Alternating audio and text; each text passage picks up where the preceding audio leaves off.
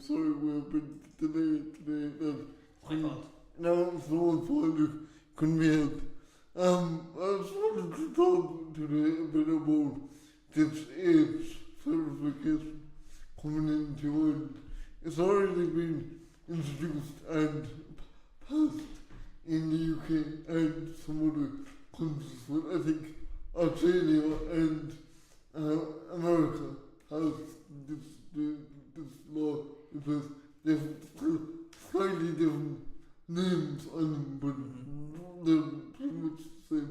So let's go back to square one. So explain what you mean by age verification. Okay, so this got brought in to protect kids from unwanted content online, to stop young minors from accessing their parts of the internet which should really be accessed by young minors. So that's the main reason behind this law. So they brought in age verification, which means now you have to pass identification. Yeah, so you have to be over 16 to use social media in Australia. I don't know that there's anything about this happening in the States, unless it's on other platforms like games or something. And I know the UK are only moving towards it now. Oh, I thought they had the law introduced. Let me check. No, I could be wrong, but I thought that was because people are talking constantly about. Well, maybe maybe it should be clarified what platforms this means, because pretty much at the moment it's more shows what's going on here. So something probably. At the moment it's just about social media. So on platforms like Xbox, PlayStation, Facebook, it's pretty much over game chat, anything chat related, which I completely agree with and completely understand. I completely understand it because you get some people out there that's not particularly, shouldn't be particularly welcome on these sites talking to unwanted people also. It's a lot of dog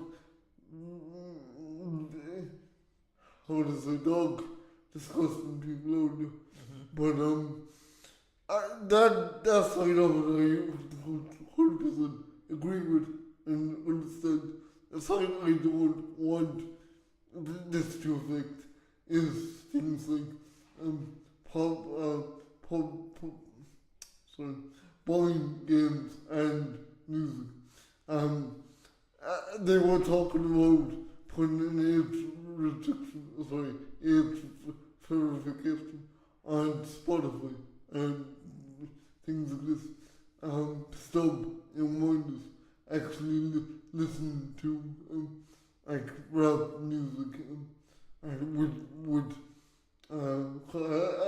and content. Okay, I think we need to verify that, because what I'm seeing online here is that it is just your obvious websites where you don't want kids, and gaming sites, Xbox and Apple and that kind of thing. I'm not seeing anything here about Spotify. Okay, maybe that's speculation at the moment. See, the thing about it as well is that it's interesting, because so much of this stuff requires you to pay by credit card to subscribe. Yeah, that's what I call it. Which requires identification. So if it does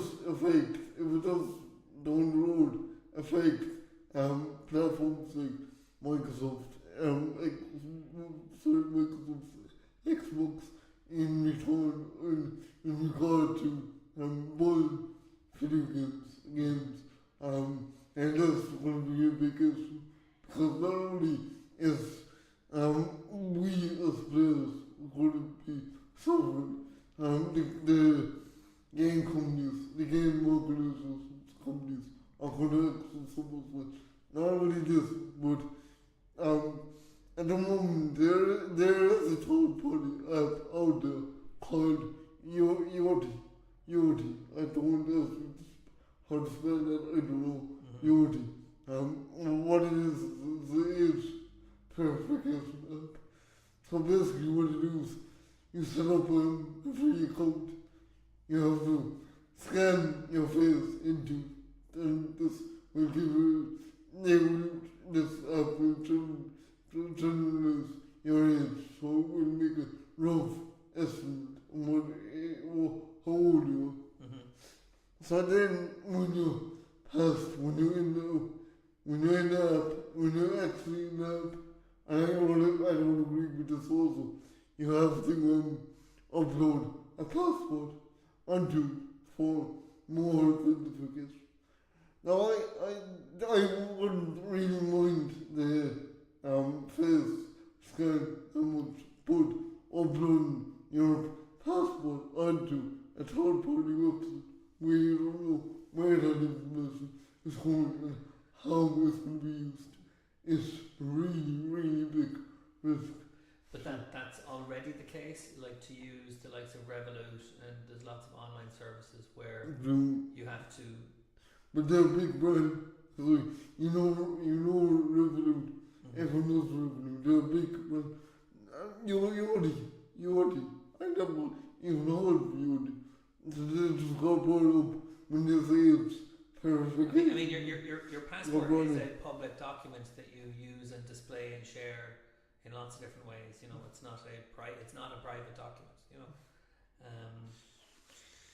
Yeah, okay, maybe, but I don't. My policy wouldn't want to upload it onto a software where I knew little, and plus on that basis, no, in the past and even now, lots of companies are being hacked into, and people's information is getting sold on the black market of places like this, dark web.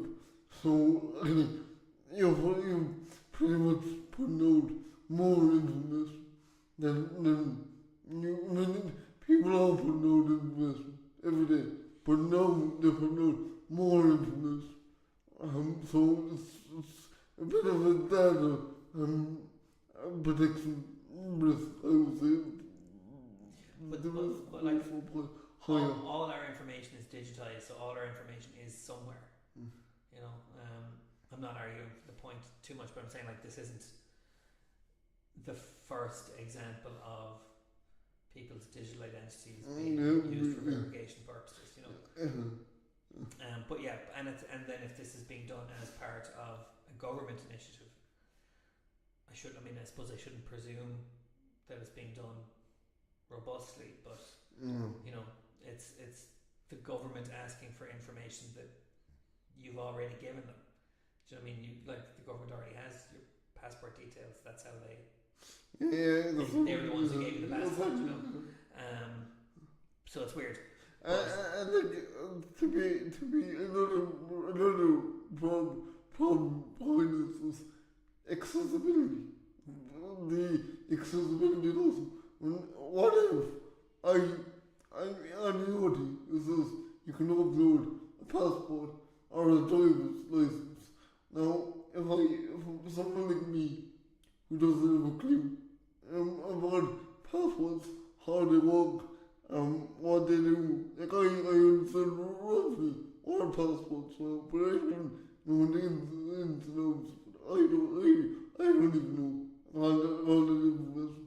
Like, and have someone put it up without even uploading that information, without even realizing what they're actually uploading.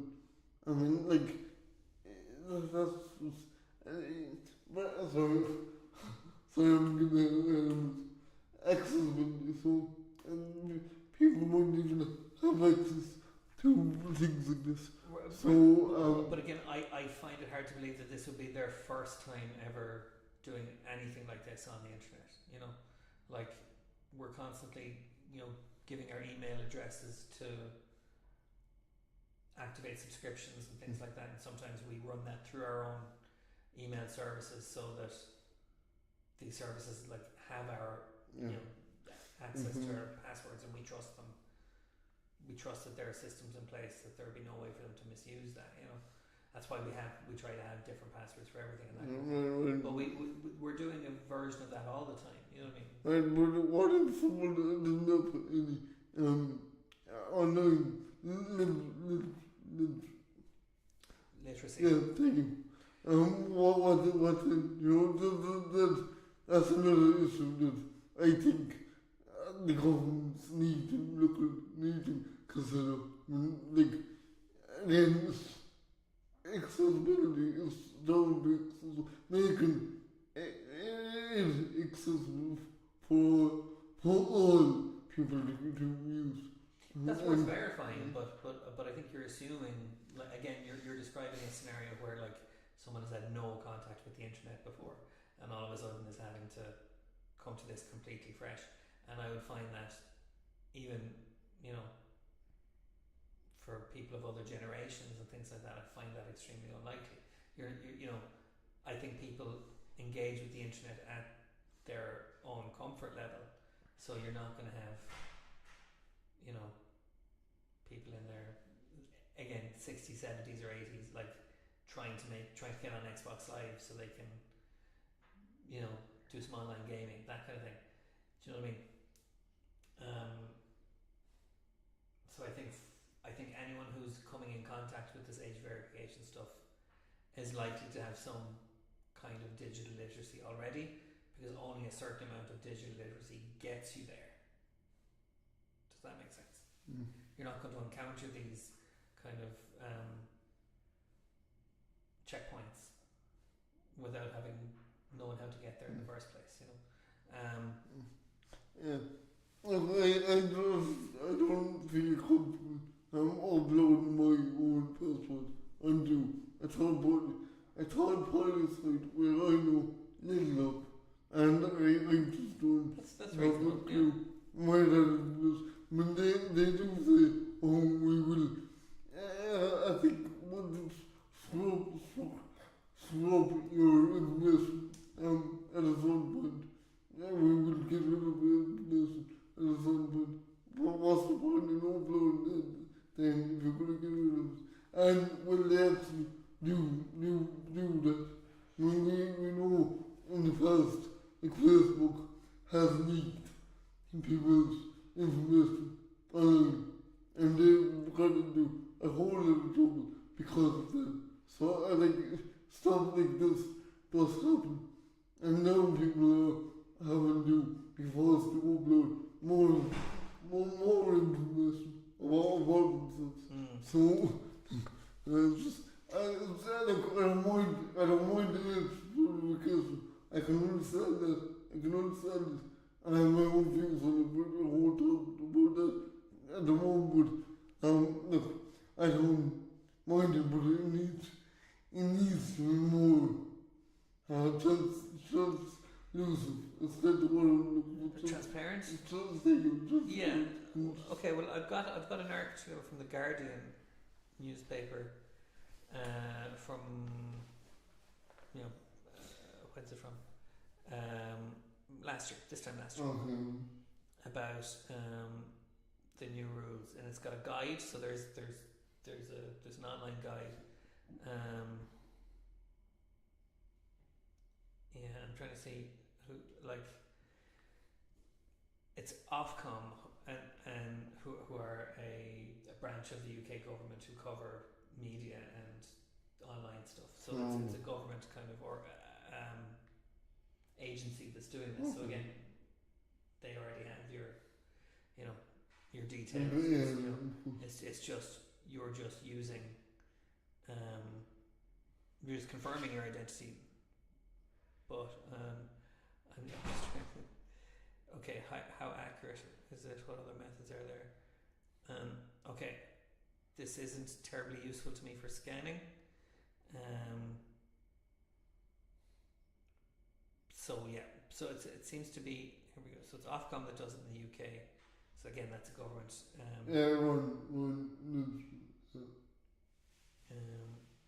What does it mean in practice? And then some companies have started doing age verification voluntarily rather than by mandate. Yeah. So Reddit now needs to verify people's ID because again, there are Reddit threads where you don't want kids. So then there's other. Oh, Yoti, you mentioned that. Yes. Yeah. So let's check out what Yoti is because that might be. It's a British company that's been around since 2014. It is used globally by Instagram, Epic Games, and PlayStation for age verification. So,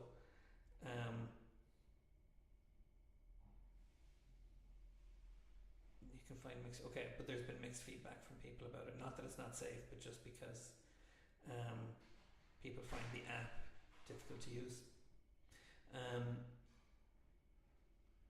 But it seems like okay, interesting. The Spanish Data Protection Authority fined Yoti for mishandling biometric data and consent failures in its app. So, yeah, it's not perfect, but it is widely used. So the point being, I'm not trying to advocate for or against Yoti or for age verification. I'm just saying that the information is out there for you to get that clarity that you're talking about, that transparency. But that fine from the Spanish Data Protection Agency was only in March of this year. And the United Kingdom government are going to try testing AI-based facial age estimation technology within part of this. Yeah, see that I wouldn't mind because that to me that's okay. I don't mind uploading my face onto the data just because I mean it is still risky, but it's less risky of putting up a password. It's a question of storage. It's a question of storage. I think if you could scan your passport up to the system, and the system use that information for long enough to confirm your age, and then delete it. Okay, that'd be fine. That'd be perfectly fine. But how do you know this? The companies say this, but they actually follow this. That's the clarification people need. Well, I think we had this conversation before, which is if Yoti or if one of these companies that does this like as their sole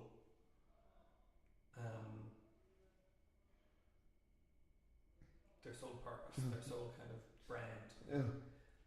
And if there was something surreptitious going on, if then we know about it because it will be happening in such a widespread manner that people will suddenly say, "Oh, my bank account has been hacked," or my details have been stolen, or I'm getting a lot of scam calls or whatever. Like there'd be evidence of misuse. Now, like I said, there is evidence of misuse with this Spanish Data Protection Agency thing for 3 violations. But again, 3 violations doesn't suggest a policy of manipulation Would it be better because this is what I call this way. I think this would be better if people had an age card. Like I have an age card at home. They're very big, and it's got a fetish, so that means it comes from the body as well. Yeah, but that's a national age card, whereas passports are international. So passports are universal, from country to country. So that and the data, we're all on that one database somewhere, I just think that would be a lot better and a lot safer, to be honest with you. I know what you're saying is international, and that passport is international, really is, but it's just, I just don't like comparing, I wouldn't like comparing the passport onto someone else. That's fair enough. We're just, I'm not trying to convince you of anything. No, but no. I think the issue here is what information could we find to help us to inform our decisions. You know, like your personal discomfort with sharing information is a very personal thing, but it doesn't imply that the concept of age verification is wrong. Do you know what I mean? Doesn't or that data storage is inherently unsafe. And I'm not saying that it is inherently safe or that it is. You know, I'm only saying how do we drill down? Or even is there another way around this? Is there another way to verify your age without having to upload passwords? Yeah, but there's no perfect system. Even the idea of AI age verification through just your image that turns on your camera and like you're still giving a service access to your computer to use your peripherals, you know, like that's still, how is that different? How is that okay? How is that not like giving up control of your digital autonomy in some way, you know, like it's a choice you make and it's a risk you take. And so the Spanish government charged Yoti for excessive data retention, which we were saying we didn't like, for breaches of valid consent, I don't know what that means, and for unlawful processing. But it the thing is, sorry, the thing is, even I don't know this, Yoti, do you have to use Yoti in this country, or is there another way in this country? Because different countries have different procedures, I think, and how they listen to them, but no one knows. Like, all I thought this Yoti was, they could... It's universal. The problem then is if you have multiple methods and they all have to be compatible with each other and communicate fully and stuff like that, and like that might bring its own problems. You know, I'm not saying I'm not saying, but Yoti, it's like okay, I'm reading, so there's stuff about from the British government. I'm on a British government website about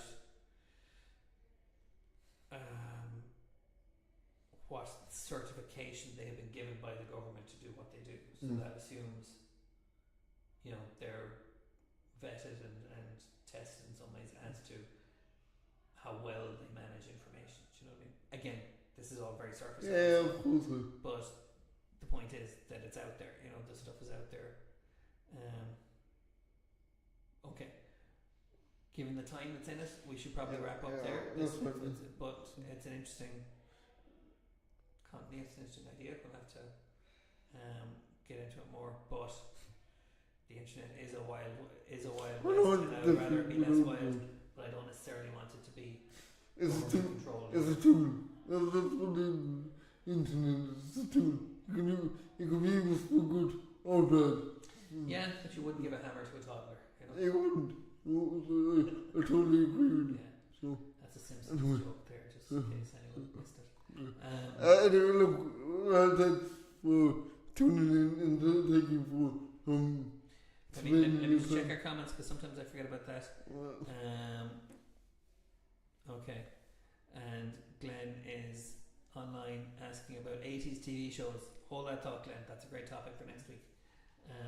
Okay, so yeah, sorry for me and Jason will bid you farewell.